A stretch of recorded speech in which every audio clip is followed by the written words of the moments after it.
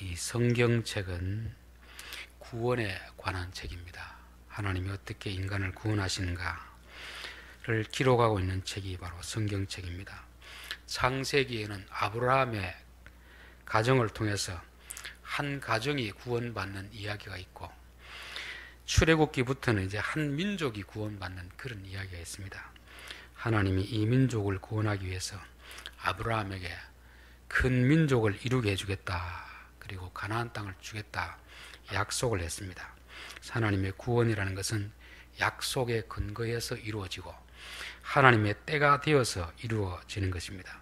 그런 하나님의 구원의 역사에는 협력자가 있고 또 반대자가 있습니다. 저항하는 자가 있습니다. 마귀가 전형적인 반대자인 것이고, 바로가 반대자인 것이고, 산파, 히브리 산파, 모세의 부모는 하나님의 구원의 일에 협력자가 되는 것이죠. 모세의 부모는 자기 집에 태어난 아들을 보고 하나님이 보시기에 좋았더라. 현실로 보면 참 불행한 일인데, 그 일어난 사건을 개인적인 생각, 세상적인 사고방식으로 보지 않고 하나님의 시각으로 보았기 때문에 하나님은 모세의 부모를 통하여서 이스라엘 백성을 구원할 그 모세를 태어나게 하셨던 것입니다. 자, 오늘은 이제 모세가 40이 될 때까지의 한번 생편을 살펴보도록 하겠습니다. 이 성경을 보면 이 성경 기록 방식이 우리가 관심을 가지는 것과는 다릅니다. 모세가 애굽에서 살았으면 어떤 음식을 먹고 자랐을까, 어떤 옷을 입었을까, 그런 데 관심을 가질 수 있잖아요. 우리도 세상에 보면은 저 사람이 성공해서 어떤 집에 사는가, 어떤 차를 타고 다니는가, 어떤 옷을 입는가, 여기에 관심이 있잖아요. 성경은 여기에 대해서 전혀 관심이 없습니다. 왕궁에 살았는데, 이집트란 대제국에 살았는데, 모세가 어릴 때 무엇을 먹고 무엇을 입고 어떤 차를 타고 다니고 관심이 없습니다. 또 하나는 연대기적인 시간에 관심이 없습니다. 연대기적인 시간. 우리 예전에 보면 학교 가면은 방학 때 일기를 써서 일기, 그렇죠? 참 고역입니다. 매일 똑같은 일 되는데 뭐 쓸 게 있습니까? 아침에 일어났다, 오늘은 맑았다, 비가 왔다, 밥 먹고 또 놀았다, 이게 다인데, 그렇죠? 그런데 일기를 써오라는 거 봤을 때는 물론 일기를 쓰는 훈련을 시키려고 하겠지만 참 괴로운 일입니다. 하나님은 우리의 삶에서 연대기적으로 어떤 역사를 기록하지 않습니다. 모세가 40세까지 무엇을 했는지 기록이 없습니다. 요셉이 17세 전에 뭐 했는지 기록이 있습니까? 요셉이 56세 아버지가 돌아가고 나서 기록이 없습니다. 아브라함의 75세 전에 기록은 없습니다. 또 86세부터 99세까지 기록이 없어요. 그건 뭐냐면 하나님은 우리의 연수에 대해서 얼마나 오래 살았느냐 관심이 없습니다. 하나님과 관련된 그 기간만큼은 하나님이 기록하지, 하나님과 관련이 없는 그런 기간들은 관심도 없다는 것이죠. 우리 요 마당에 보면 CCTV가 있는데, CCTV는 24시간 기록하지 않습니다. 24시간 비추고 있지만 사람의 움직임이 있는 그 순간만 기록합니다. 그렇다면 하나님 보시기에도 마찬가지입니다. 우리가 뭐 몇 년을 살았다, 이게 중요하지 않습니다. 하나님의 말씀에 반응한, 비록 실패했다 하더라도 하나님의 말씀에 반응한 그 부분만 성경에 기록하고 있는 것입니다. 우리 뜻대로, 우리 마음대로 아무리 성공을 해도 하나님은 아무런 관심을 보이지 않는다는 것입니다. 그래서 모세의 이야기도 80세까지는 출애굽기 2장 단 한 장의 기록 끝나버립니다. 근데 그 이후에 40년은 출애굽기, 레위기, 민수기, 신명기 엄청난 기간을 통해서 기록하고 있는 거잖아요. 그래서 하나님이 관심을 가지는 그 시간대가 어딘가. 저는 이걸 한번 생각해 봤습니다. 내가 지금까지 살아온 기간 중에서 하나님이 관심을 가지고 기록한 부분은 얼마나 될까? 여러분도 한번 생각해 봐야 됩니다. 내가 예수를 20년 믿었습니다. 평생 믿었습니다. 그거는 아무런 소용이 없습니다. 하나님께 반응한, 하나님의 말씀에 순종한 그 부분만 기록된다는 것을 우리가 먼저 성경 기록 방식을 통해서 깨달을 수 있는 그런 말씀입니다. 자, 오늘 40세가 되었을 때 그 모세의 이야기에 대해서 나오고 있습니다. 출애굽기 2장에 보면 그 아이가 자라매 바로의 딸에게로 데려가니 그가 그의 아들이 되니라. 그가 그의 이름을 모세라 이르되 이는 내가 그를 물에서 건져내었음이라 하였더라. 모세가 장성한 후에.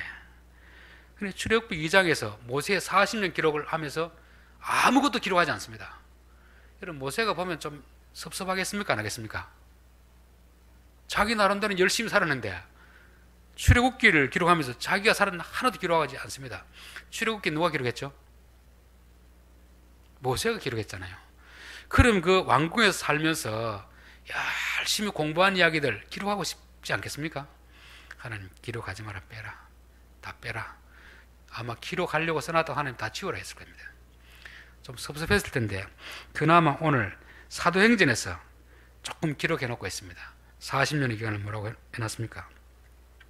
7장 21절 버려진 후에 바로의 딸이 그를 데려다가 자기 아들로 기름해 모세가 애굽 사람의 모든 지혜를 배워 그의 말고 하는 일들이 능하더라. 출애굽기에는 자기 이야기니까 싹 다 빼버리고 여기는 사도행전에는 모세의 40년 기간을 딱 한 줄로 이렇게 딱 기록해 놨습니다. 우리의 40년을 딱 한 줄로 기록하면 뭐가 되겠습니까? 순종하는 삶, 방탕하는 삶, 내 욕망을 이루는 삶, 여러 가지로 기록되어 있잖아요. 그렇죠? 그 40년이라는 긴 기간도 하나님이 봤을 때 딱 한 줄로 압축할 수 있는 그런 기록이 있어야 됩니다. 내 평생 나는 무엇을 위해 살았는가? 하나님 보시기에 하나님이 나의 인생 40년을 한 줄로 기록한다고 하면은 뭐라고 기록할까? 한번 좀 생각해 봐야 되는 것입니다. 근데 이 모세에 왜 뺐냐면은 이거는 다 누구를 위한 것입니까? 자기를 위한 거죠. 자기. 공부하고 언어 배우고 체력 기르고 이거는 이스라엘 백성을 구원하기 위해서 한 게 아니고 자기가 차기 애굽의 왕이 돼야 되니까 왕이 되기 위해서 공부한 그런 것입니다. 그래서 인간적으로는 참 열심히 살았습니다. 열심히는 살았는데 그게 다른 사람을 위한 것이 아니고 자기를 위한 것입니다. 자기를 위한 것. 자기를 위한 것은 자기 스스로에게는 대단한 일이 될지 모르지만 하나님이 보시기에는 별로 관심이 없는 그런 상황입니다. 그래서 오늘 그 내용 다음 절은 뭐라고 나옵니까? 나이가 40이 되매 그 형제 이스라엘 자손을 돌볼 생각이 나더니 그 전까지는 그냥 자기 나름대로 열심히 살았습니다. 근데 열심히 살아도 그것은 하나님과 무관한 삶, 다른 사람과 무관한 삶입니다. 그런데 이제 40이 되어서 비로소 이제 조금 철이 들어서 뭐라는 겁니까? 나는 히브리인이지만 이 이집트라는 나라에서 이렇게 좋은 환경에 살고 있는데 내 동족 이스라엘 백성은 저렇게 고생하는구나. 비로소 이제 다른 사람에게 관심을 가지는 이 시점이 됐습니다. 우리로 말하면 이제 철이 좀 든 것이죠. 그렇죠? 내가 아무리 돈을 많이 벌어도 나 혼자만을 위해 쓰면은 내 친척들이 관심이 있겠습니까? 없겠습니까? 오히려 시기하고 아무런 관심이 없습니다. 근데 나의 성공을 통해서 내 곁에 있는 주위에 있는 사람을 돌아보게 된다면 비로소 그때부터 하나님의 관심이 가는 그런 시점이 되는 것입니다. 그래서 내가 얼마나 성공했느냐, 내가 얼마나 부자가 됐느냐, 하나님 여기에 관심을 가지지 않습니다. 내가 성공한 것, 내가 부자 된 것, 내가 기른 힘을 가지고 내 주위에 있는 다른 사람을 생각할 때 비로소 하나님이 관심을 가지게 되는 것입니다. 40년의 세월 동안 스데반은 뭐라고 했습니까? 애굽 사람의 모든 지혜를 배워 그의 말과 하는 일들이 능하더라 되어 있잖아요. 40년 동안 열심히 공부를 했단 말이죠. 실력도 특출하고 또 말도 아마 여러 개 언어를 배워가지고 말도 잘했을 것이고 하는 일들도 아주 잘 처리했다고 말씀하고 있습니다. 근데 출애굽기 4장에 보면은 모세가 여호와께 아뢰되 오 주여 나는 본래 말을 잘하지 못하는 자이니이다. 주께서 주의 종에게 명령하신 후에도 역시 그러하니 나는 입이 뻣뻣하고 혀가 둔한 자이니이다 되어 있습니다. 자, 출애굽기에는 모세는 뭐라고 합니까? 나 말 잘 못합니다 이렇게 하죠. 스데반은 뭐라고 하죠? 말과 언변이 뛰어났더라 이런 것입니다. 왜 똑같은 사건을 이렇게 다르게 기록하고 있겠습니까? 어느 것이 맞겠습니까? 여러분들 봤을 때는 이제 성경에 이제 보면 서로 이제 앞뒤가 안 맞는 것처럼 이렇게 나올 때는 한번 좀 곰곰이 생각해 봐야 됩니다. 왜 스데반은 이렇게 말했을까? 왜 모세는 이렇게 말했을까? 있는가를 생각해 봐야 됩니다. 그런데 출애굽기하고 요 사도행전하고는 말한 사람이 틀립니다. 그렇죠? 출애굽기 누가 말했죠? 모세 자신이 말한 것이고, 여기는 스데반이 남이 말한 거잖아요. 또 시기가 틀립니다. 시기. 스데반은 지금 언제 때 모세를 말합니까? 40세가 되었을 때 모세를 말하고, 지금 출애굽기는 어느 때 말하고 있습니까? 80이 되었을 때 말을 하고 있습니다. 그래서 제가 이걸 가면서 가만히 생각해 보니까 한 세 가지 정도를 한번 좀 생각해 볼 수 있을 것 같아요. 첫 번째는 모세는 원래 말을 잘 하는 사람입니다. 근데 하나님이 너 이제 가서 이스라엘 백성을 구원하라 하니까 모세가 좀 기분이 좋겠습니까? 안 좋겠습니까? 40세 힘이 막 넘칠 때 하려고 할 때 하나님이 돌아보지도 않다가 이제 나이 다 들어가지고 이제 좀 편안히 지내려고 하니까 가라고 하니까 성질 나가지고 가기 싫다는 핑계를 대는 그런 측면에서 말을 하지 못한다고 했지 않았을까. 그건 제 추측입니다. 추측. 좀 기분도 상하고 처음 하려고 할 때 하나님 안 도와주니까 잘하지만 사실은 잘하는데 잘 못한다고 했지 않겠나 그런 생각했습니다. 두 번째는 사실 모세는 열심히 언어를 배웠습니다. 그렇죠? 40세까지 열심히 준비를 했습니다. 그런데 40년 광야 생활하면서 그 배운 언어를 누구에게서 먹겠습니까? 양하고 이렇게 대화하면서 영어로 하고 중국어로 하겠습니까? 양하고 뭐 대화가 통할 일이 없잖아요. 배우기는 열심히 배워라는데 아무짝에도 쓸 데가 없으니까 이게 실력이 점점 퇴화되는 거죠. 우리의 몸도 그렇잖아요. 근육도 자꾸 쓰면 쓸수록 힘이 생기고 안 쓰면 퇴화돼 버리잖아요. 용불용설. 그렇죠? 기구도 어떻습니까? 기구도 막 좋은 농기계를 사가지고 아까워가지고 꽁꽁 숨겨놓으면은 녹슬어가 나중에 버려야 됩니다. 저는 사람의 재능도 그렇다 그런 생각이 들어요.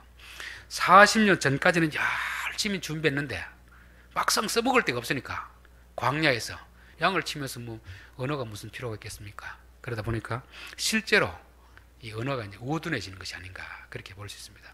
그런 측면에서 보면 우리는 내게 주신 재능을 땅에 묻어두면 안 됩니다. 한 달란트 받은 종이 땅에 묻었다가 책망을 당했잖아요. 하나님이 주는 것은 쓰라고 주는 거잖아요. 그러니까 내게 어떤 재능을 주면 그걸 써야 됩니다. 하나님의 뜻을 이루기 위해서 다른 사람을 위해서 써야 되는데 아깝다고 꼭꼭 묻어놓으면 아끼다가 뭐 된다는 겁니까? 아끼다가 똥 된단 말 있잖아요. 재능도 마찬가지입니다. 하나님 내게 재능을 주셨으면 부지런히 써야 됩니다. 예술적 재능, 뭐 체력적 재능, 또 다른 재능을 줬으면 그걸 가지고 열심히 써야지. 안 쓰고 있으면 다 쓸모없는 것이 된다는 것이고, 마지막 세 번째 이제 생각해 볼 수 있는 것은 이 모세의 겸손함이 아닌가. 자기가 자기 글을 쓰면서 말 잘한다고 쓰기는 좀 미안하잖아요. 그러니까 스데반이 그걸 구약을 보고 나서 아이고 이 모세 정말 실력이 대단한 분인데 너무 겸손하다 이렇게 해서 실제로 이제 모세의 실력을 밝혀주는 거죠. 그래서 잠언 27장 2절에 보면은 타인이 너를 칭찬하게 하고 내 입으로는 하지 말며 외인이 너를 칭찬하게 하고 내 입술로는 하지 말지니라. 이 세 번째 해석은 가장 우리 긍정적으로 모세를 잘 봐주는 그런 것입니다. 제일 근접한 것은 제일 첫 번째가 제일 근접한 것이죠. 그렇죠? 좀 핑계대는 그런 것인데, 그래서 우리 어쨌거나 내가 실력은 갖추더라도 남들 앞에서 막 잘한다고 티내기보다는 남이 나를 칭찬해줘야 이게 진짜 칭찬이 되는 것입니다. 근데 요즘 어떻습니까? 다 자기가 자기 실력을 과시하는 이런 시대잖아요. 그래서 이것은 세상 사람들이 하는 방식이고, 예수 믿는 사람은 적어도 내가 실력은 있지만 남들 앞에 잘난 척하는 게 아니고 남들 앞에 겸손할 때 다른 사람이 저분은 정말 실력 있습니다, 다른 사람이 칭찬하도록 그렇게 해야 될 줄 믿습니다. 자, 네 번째 24절, 한 사람이 원통한 일을 당함을 보고 보호하여 압제 받는 자를 위하여 원수를 갚아 애굽 사람을 쳐 죽이니라. 이제 자기 백성들을 위하는 마음이 들었습니다. 어떻게 하면 내 백성을 도울까 이렇게 해서 공사 현장에 가봤더니만 그 애굽의 그 노가다 감독이 자기 백성을 이렇게 좀 확대하는 걸 보고 나서 그들을 죽여버렸습니다. 참 의도는 좋잖아요. 그렇죠? 의도 동기는 참 좋습니다. 그런데 뭐가 잘못됐습니까? 방식이 잘못됐다. 방식. 자기는 그래도 애굽의 왕자기 때문에 그 뭐 애굽의 감독들 충분히 명령하면은 듣습니다. 그렇죠? 근데 그걸 좀 과도하게 쳐 죽여버리니까 자기 힘도 막 혈기도 있으니까 이게 문제가 되는 것입니다. 그래서 우리가 아무리 동기가 선하더라도 그 방식이 잘못되면은 문제가 되는 것이다. 그것을 말씀하고 있습니다. 그래서 성경에도 악을 악으로 갚지 말고 악을 선으로 갚으라. 자기는 억울할 수 있습니다. 그렇잖아요. 자기가 뭐 자기 욕심을 위해서 그런 것도 아니고 자기의 백성 억울한 일을 당하는 사람을 보고 구해주려고 하다 보니까 물론 뭐 이 사람이 좀 이렇게 제대로 말을 안 들었다든지 대들었겠죠. 그렇죠.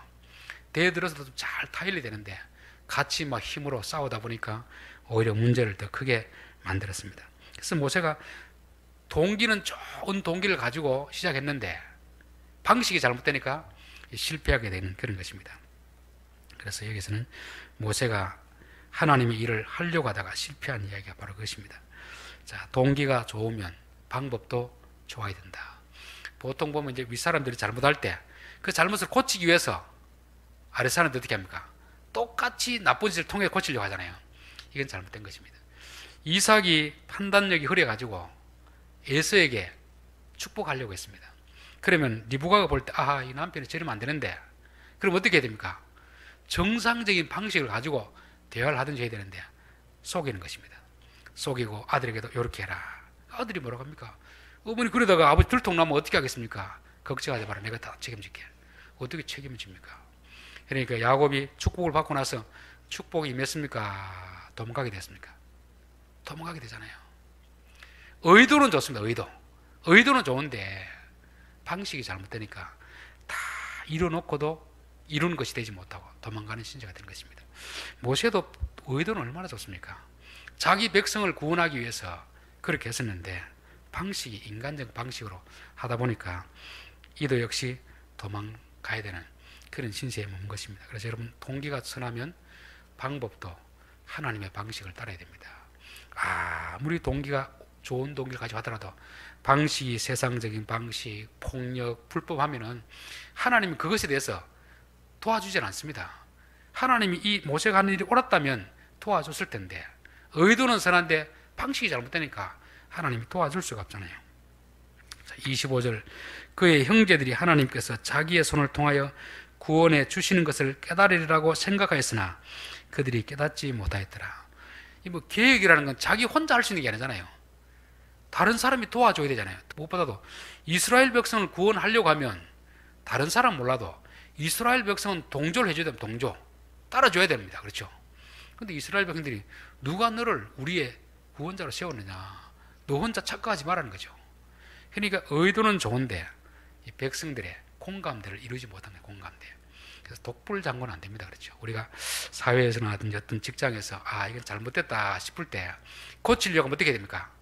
적어도 내 의견에 동의하는 사람들, 이 사람들이 좀 많아가지고 힘을 모아가지고 안 되면 설득해서 시간을 가지고 그들이 공감할 때까지 기다려줬다가 하면 되는데 너무 성급했습니다. 당연히 알겠지. 당연히 자기들이 지금 고생을 하고 있으니까 내가 이렇게 하면 따르겠지. 그건 자기 착각입니다. 자기 착각. 그래서 나라에도 보면 어떤 계획을 하려고 할 때 그 의도는 좋은데 백성들이 못 따라오면 어떻게 됩니까?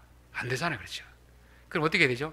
설득하고 따라올 때까지 자기의 선한 뜻을 공감할 때까지 충분히 기다려주는 이런 인내가 필요한 것인데 모세는 너무 성급하게 자기 혼자 자기 생각대로 일을 했다가 결국 실패하고 마는 것입니다. 가장 중요한 것은 하나님이 도와주지 않는 거죠. 이스라엘 백성을 구원하기 위해서 모세를 태어나게 했고 나일강에서 건지게 하는데 하나님이 도와주지 않는 것입니다. 사람의 도움을 받아도 될까 말까 한데 사람의 도움도 못 받고 더군다나 가장 중요한 하나님의 도움을 받지 못하는 것입니다. 하나님이 왜 안 도와줬겠습니까? 이렇게 좋은 일을 하려고 하는데 하나님이 보시기에는 아직도 준비가 덜 됐기 때문에 그렇습니다. 준비가. 모세 나름대로는 준비를 다 했습니다. 학문을 배우고 정치를 배우고 언어를 배우고 체력을 기르고 다 했는데 그것은 외적인 조건입니다. 스펙입니다. 하나님 뭘 봅니까? 그 내면적인 면을 보거든요. 내면적. 그렇죠? 하나님이 사무엘을 통하여서 다윗의 기름 부으를 할 때도 사무엘이 가서 형들이 나타났을 때 이야 이 사람이 딱 보려고 한다는 걸 모르겠습니까? 스톱. 너희들은 외모를 보지만 나는 중심을 본다. 중심. 외적인 조건을 보는 게 아니고 중심을 본다는 것이다. 중심. 이 목회자들 중에서도 그런 분들이 있습니다. 참 스펙을 보면 정말 화려합니다. 정말 대학도 명문대를 나오고 학위도 있고 다 그런데 목회지가 없는 그런 경우도 있고 목회를 해도 너무 목회가 안 되는 그런 경우가 있습니다. 왜 그렇겠습니까? 세상에는 그런 스펙이면은 어서 오라고 합니다. 하나님이 이런 그런 외적인 조건가 되지 않습니다. 반드시 내면적인 이 준비가 되어야 됩니다. 이 믿음과 인격이 되는 인격. 지금 이 모세는 모든 조건을 가졌기 때문에 교만이 하늘을 찌르는 거죠. 나 같은 사람 어디 있느냐 세상에. 이 정도 조건을 갖춘 사람이 어디 있느냐. 교만하고 또 성질이 어떻습니까? 성격이 불같습니다. 운동을 잘하니까 조금만 불의한 걸 보면 참지 못하고 막 싸우고 이런 것이죠. 이런 일 가지고는 하나님이 할 수 없는 거죠. 그래서 결국 어떻게 합니까? 모세가 이 말 때문에 도주하여 미디안 땅에서 나그네 되어 거기서 아들 둘을 낳아내라. 40년 열심히 준비한 것이 지혜가 부족하고 인내가 부족하고 교만했기 때문에 자기 자신을 다스리지 못한 혈기 때문에 한순간 숲으로 다 무너져 버리는 거죠. 하나님 다시 모세를 광야로 보냅니다. 애국 왕실에서 받았던 교육 이걸로는 안 된다는 거죠. 그래서 광야로 광야 학교에서 하나님 다시금 모세를 처음부터 교육을 시키는 것입니다. 근데 여기는 무슨 교육을 시켰는지는 나오고 있지 않습니다. 단지 뭘만 나오고 있습니까? 미디안 땅에서 나그네 되어 거기서 아들 둘을 낳으니라. 기껏 하는 게 40년 동안 아들 둘 놓고 기른 것이 전부입니다. 이것은 그냥 아들 둘만 낳았다는 게 아니고 아들을 낳았을 때 그 생각이 어떻게 변해가는가 그걸 지금 보여주고 있습니다. 여러분이 만약 모세였다면 그 왕궁에서 정말 왕자로서 그렇게 생활하고 열심히 준비했다가 어느 순간 광야에 가서 목동이 되었다면 어떤 마음이 들겠습니까? 참 억울한 생각 들 거 아닙니까? 원통하고 분하고 도대체 내가 왜 이렇게 되었는가? 어떻게 이스라엘 백성은 자기들을 구원해 주려고 하는 사람을 나를 이해하지 못하고 저렇게 무지할 수 있는가? 하나님은 왜 나를 돌보지 않았을까? 그 미디안 광야에 있으면서 양을 치면서 아마 양들이 좀 많이 피해를 당했을 것 같아요. 스트레스 누구한테 다 풉니까? 양에게 다 푸는 거죠. 그렇죠? 예전에 집에서 지금 며느리가 지금 스트레스 받나 안 받나는 뭘 보면 압니까? 부엌에 있는 강아지 소리가 깽깽거림. 아하, 우리 며느리 스트레스 많이 받고 있구나. 스트레스를 걔에게 다 푸니까 아마 모세도 이 스트레스를 풀 사람은 없으니까 양들에게 많이 풀지 않았겠나. 저 나름대로 그렇게 생각을 해봤습니다. 자, 두 아들 이름이 뭔가 하면 출애굽기 2장 22절에 보면 그가 아들을 낳음에 모세가 그의 이름을 게르솜이라 하여 이르되 내가 타국에서 나그네가 되었음이라. 아들 낳고 이름 뭐라고 했습니까? 게르솜이라. 이걸 이제 좀 고상하게 타국에서 나그네가 되었음이라 이렇게 하니까 우리 경상도 표현하면 어째 내 신세가 꼬라지가 이 모양 입꼬리인 거 이 말입니다. 어제까지 내가 뭐 했습니까? 왕자였습니다. 왕자. 근데 하루아침에 완전히 신세가 바닥을 쳐가지고 제일 천민들 제일 사람들이 하기 싫어하는 그 목동에 신세가 되었으니까 아휴 내가 여기서 목숨을 연명하고는 했지만 어째 내 신세가 이 모양 이 꼬라지가 되었는가 이렇게 지금 한탄하고 있는 거예요. 한탄. 이게 바로 모세의 아들의 이름입니다. 아들 이름 속에 자기가 지금 어떤 사고방식을 가지고 있는 것을 그대로 다 보여주는 것이죠. 자, 출애굽기 18장 4절에 하나의 이름은 엘리에셀이라. 이는 내 아버지 하나님이 나를 도우사 바로의 칼에서 구원하셨다 함이더라. 첫째 아들 낳았을 때는 막 신세에 대한 한탄, 원망, 불평, 양들 보면 발로 차고 막 이렇게 해서 스트레스 막 다 풀었는데 조금 시간이 지나고 나서 깨달았습니다. 아하, 하나님이 바로의 손에서 나를 구원하기 위해서 이곳으로 보냈구나. 생각이 바뀌어버린 것입니다. 세상을 보는 눈이 바뀐 것이죠. 모세의 부모가 모세를 낳고 뭐라고 했습니까? 하나님이 보시기에 좋았더라 되잖아요. 우리 앞에 일어난 현실을 우리는 코로나가 일어나고 또 사업부도 나고 병이 나고 이러면 막 하나님 앞에 원망하고 짜증내고 막 그렇게 할 때가 있습니다. 이거는 불신자의 마음, 불신자의 마음. 원망, 불평한다는 자체는 하나님의 역사를 모르는 것입니다. 그러다가 이제 믿음의 눈이 뜨이면 아하, 이게 하나님이 하신 일이구나. 뭐 하기 위해서? 나를 돕기 위해서. 내가 왕국에 있었으면 바로에 맞아 죽을 뻔했는데 나를 돕기 위해서 이런 사건을 일으켜서 여기로 보호하셨구나, 이렇게 바뀌는 것입니다. 그러니까 광야에 있으면서 다른 것도 중요하지만 하나님을 만나느냐 못 만나느냐, 하나님을 알기 전에는 자기 인생을 비관하고 원망하고 불평했었는데 하나님을 만나고 나니까 생각이 바뀐 것이죠. 야, 하나님 이렇게 해서 나를 구원하시는구나, 그게 깨달아지는 것입니다. 똑같은 이야기도 요셉에게도 일어나고 있습니다. 요셉도 참 아버지 밑에서 사랑을 받고 있다가 형들에게 미움을 받아서 팔려서 종살이잖아요. 종살이. 그때 17세 소년 요셉가 사춘기인데 마음이 얼마나 큰 상처가 되겠습니까? 그렇겠죠? 있으면서 형들도 어떻게 하면 복수할까, 아무리 배다른 형이라도 그렇지 어떻게 동생을 팔려는 생각하나. 이게 남보다 더 못한 사람이다. 가슴에 엉어리가 맺혀서 엉어리. 요셉도 그렇습니다. 근데 요셉이 아이를 낳고 나서 뭐라고 이름을 짓느냐 하면은 창세기 41장 50절에 흉년이 들기 전에 요셉에게 두 아들이 나되 곧 온의 제사장 보디베라의 딸 아스낫이 그에게서 낳은 자라. 요셉이 그의 장남의 이름을 므낫셋이라 했으니 하나님 내게 내 모든 고난과 내 아버지의 온 집의 일을 잊어버리게 하셨다 하며, 첫 아들을 낳고 나서 내게 형님들에게 엉어리에 쌓였던 이걸 다 잊어버리게 만들었습니다. 아, 형님들이 잘못한 것이 아니구나, 형님 하나님 뜻이 있었구나, 이걸 다 잊어버리게 했으니까 그 다음에 주신 아들이 뭡니까? 차남의 이름은 에브라임이라 하였으니. 에브라임이라는 것은 갑절의 축복이다. 갑절. 자기가 참 형들 때문에 고생을 많이 했잖아요. 근데 하나님이 그것을 대신 갚아주는 게 총리가 되게 하셨거든요. 총리. 그러니까 육신적으로는 이제 노예에서 총리가 됐으니까 배부르고 등 따시고 정말 그런 삶을 살게 됐잖아요. 그래서 자기가 하나님 은혜를 경험하고 나서 아, 하나님이 형님들을 이걸 다 잊으라는구나, 그걸 다 잊고 용서하니까 뭐가 됩니까? 하나님이 마음의 평안까지 갑절의 축복을 주는 거죠. 자, 그걸 어떻게 하느냐면 창세기 45장에 보면은 형님들이 찾아왔을 때 요셉이 자기를 드러냅니다. 형님들은 깜짝 놀라는 거죠. 이야, 원수는 외나무 다리에서 만난다더니만 우리가 미워하고 판 동생이 이 나라의 총리가 되어 있다니, 우리는 이제 완전히 사형감이구나, 이렇게 생각했을 때 당신들이 나를 이곳에 팔았다고 근심하지 마소서, 한탄하지 마소서. 하나님이 생명을 구원하시려고 나를 당신들보다 먼저 보내셨나이다. 그전에는 어떻게 생각했습니까? 형님들 미워가지고 어떻게 복수하려고 마음먹고 있었는데 하나님의 은혜를 받고 다 용서하고 나니까 그 용서하게 된 계기가 뭐냐, 바로 이것입니다. 아, 형님들이 팔기는 팔았는데 하나님이 나를 애굽 총리로 삼고 이 기근에서 이 애굽도 구원하고 이스라엘에 있는 우리 아버지 가족도 구원하기 위해서 그렇게 하셨구나, 요걸 깨달았습니다. 그래서 광야라는 것은 바로 요거 깨닫는 시간입니다. 모세도 두 아들은 그 의미이고 요셉도 또 요 아들입니다. 자, 여러분에게도 그럴 경우가 있겠죠.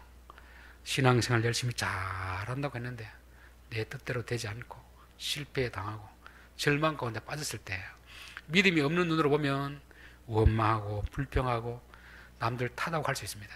근데 조금 그런 고난을 통해서 다시 세상을 보면 아, 하나님이 하셨구나, 하나님 나를 고쳐주기 위해 하셨구나, 나를 지켜주기 위해서 하셨구나, 요거를 깨닫게 된 것입니다. 광야에서는 다른 것보다 요걸 깨달아야 돼요. 그래서 우리에게는 위기는 요거 깨닫게 하는 기회입니다. 기회. 그래서 모세의 40년 광야 생활은 요거 깨닫게 하는 그 기간이었습니다. 결론입니다. 성경의 관심과 우리의 관심은 다릅니다. 그렇죠? 우리는 무엇을 먹고 무엇을 입고 어떤 집에 살고 어떤 차를 타고 다니는가, 이게 관심이 있지만 성경은 그게 관심이 없습니다. 모세가 애굽 왕궁에서 뭘 했는지 기록하고 있지 않습니다. 또 연대기적인 것에 관심이 없습니다. 내가 몇 년을 있었다, 이 중요하지 않습니다. 몇 살을 살았다, 이 중요하지 않습니다. 하나님께 순종한 부분이 얼마나 되는가. 하나님 나라에 가면 우리에 대한 기록도 다 있을 거 아닙니까? 그렇죠? 하나님과 상관없는 성공, 아무런 의미가 없습니다. 하나님과 관련된 실패, 그건 의미가 있는 것입니다. 그래서 하나님과 관련 있는 삶에 대해서는 관심을 가지고 하나님과 관련 있는 그런 삶에 대해서는 관심을 가지지 않습니다. 모세는 나름대로 열심히 살았습니다. 최선을 다해서. 그렇죠? 하나님 관심이 없습니다. 왜? 자기만을 위해서 그런 것이기 때문에. 그러나 자기의 쌓은 실력을 가지고 이제 남을 돌아보려고 했을 때 하나님의 관심이 시작되게 되는 것입니다. 그러나 모세는 실패하게 되는 것이죠. 왜 그랬습니까? 동기는 좋은데 방식이 잘못되었습니다. 우리가 아무리 좋은 동기를 시작해도 방식이 잘못되면 그건 잘못된 것입니다. 그리고 다른 사람들의 공감대를 얻지 못했습니다. 공감대. 이게 참 옳은 것이다 싶어도 독불장군 없잖아요. 직장에서 뭐 고쳐야 되겠다, 바꿔야 되겠다. 맞는데 그에 동조하는 사람이 얼마나 되는가. 협력자가 있어야 되는 것입니다. 제일 중요한 건 누가 도와줘야 됩니까? 하나님이 도와줘야 일이 됩니다. 하나님이 도와줘야. 하나님이 안 도와주면 사람이 다 도와줘도 안 됩니다. 하나님이 도와주기 위해서는 하나님의 기준에 맞는 준비가 되어야 됩니다. 준비. 그 준비가 뭐죠? 인격의 준비, 믿음의 준비가 필요한 것입니다. 하나님 요 준비를 하기 위해서 광야 보냈습니다. 광야에서 아들 2명 낳은 것은 단순히 아들 둘 낳았다는 게 아니고 그 이름을 통해서 이전에는 믿음이 없는 인간적인 시각으로 자기의 삶을 바라보면서 신세한탄하던 사람, 원망 불평하던 모세가 하나님의 뜻을 알고 나를 구원하기 위해서 보내셨구나. 원망이 뭐로 변했습니까? 감사로 변한 거죠. 감사. 여기에 인격이 성숙해지는 것입니다. 그래서 우리 성도들도 우리 앞에 광야가 있으면 이 광야가 기회가 됩니다. 기회. 우리 인격을 성숙시키는 기회로 삼으면 이게 우리의 자산이 되는 거죠. 그래서 하나님은 이렇게 준비된 모세를 이제 불러서 출애굽의 역사를 시작하게 되는 것입니다. 기도드리겠습니다.